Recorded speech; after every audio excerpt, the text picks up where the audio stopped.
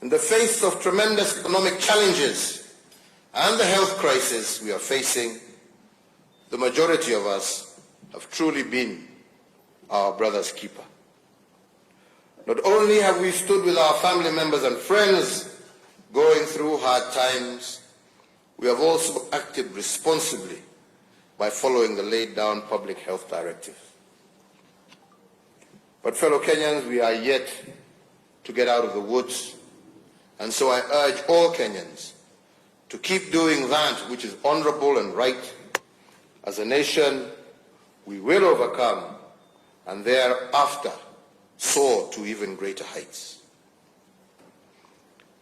Mr. Speaker, the COVID-19 pandemic has brought to the fore the urgent need for us to upscale our implementation of the universal health coverage pillar of our Big Four, which pillar seeks to eradicate the poverty of dignity and transition our nation into an era where no Kenyan should be forced to sell their land in order to settle their medical bills, or be forced to make a choice between buying much-needed medicine and using money to feed their children.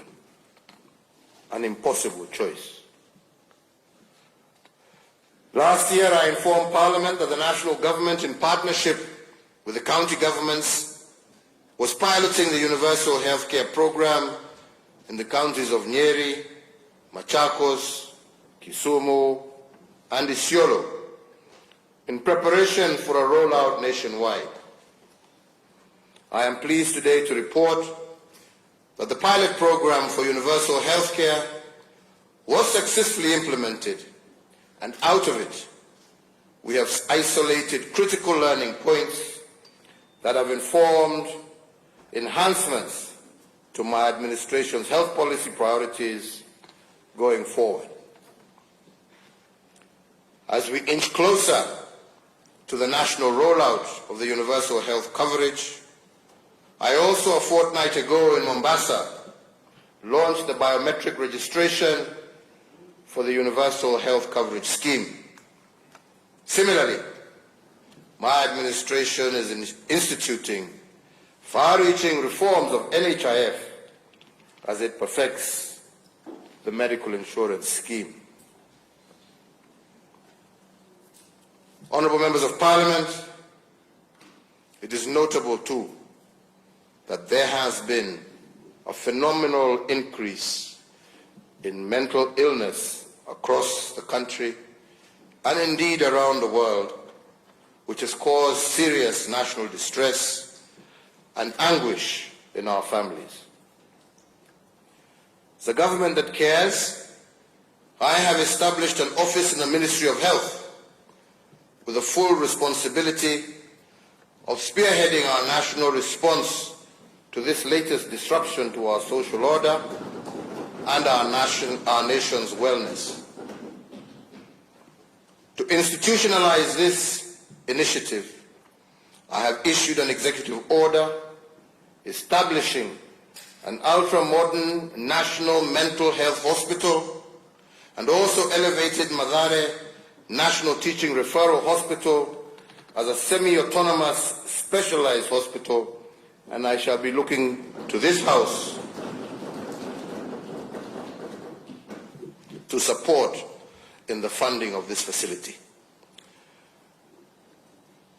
The East Africa's premier mental health facility will be established to offer training, research in psychiatry, specialized psychiatric services, forensic psychiatric services, child and adolescent mental services, and substance abuse related and addictive disorders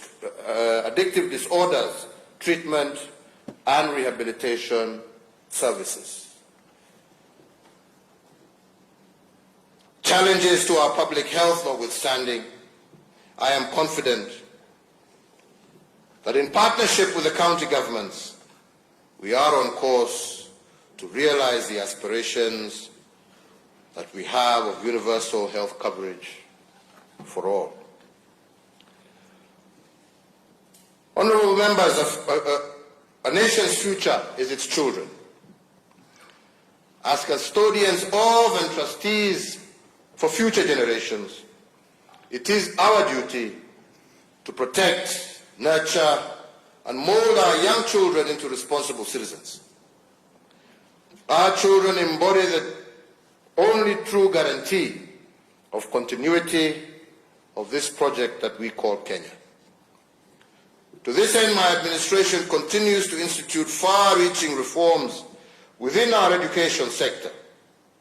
And in January last year, we successfully completed the rollout of the competency-based curriculum, an exercise which, while notwithstanding its challenges, is one that has nevertheless been fully embraced by all stakeholders in the education sector. As at the end of 2019 calendar year, we had been able to achieve a textbook-to-pupil ratio of 1:1 for grades 1 to 3. I assure this distinguished sitting that the journey to replace the 844 system with a new fit-for-purpose curricula is well underway, and refinements are being undertaken in the course of implementation. Honourable members, as a parent and also as a grandparent, I share in the pain and frustration of most parents in having our children home for nearly an entire year. However, as a responsible government, we put the health and safety of the children as the paramount consideration. The gradual and phased reopening of schools that began with the examination classes is being carefully monitored at all levels so as to ensure that our young Kenyans are safe and secure as they continue preparing for their national examinations. The Ministry of Education will, within 14 days of the date hereof, announce the 2021 academic calendar, with all other classes expected to resume learning in January of 2021. Still on the subject of our basic education, I made a commitment to the nation during my last State of the Nation address that no child should be left behind, meaning that no child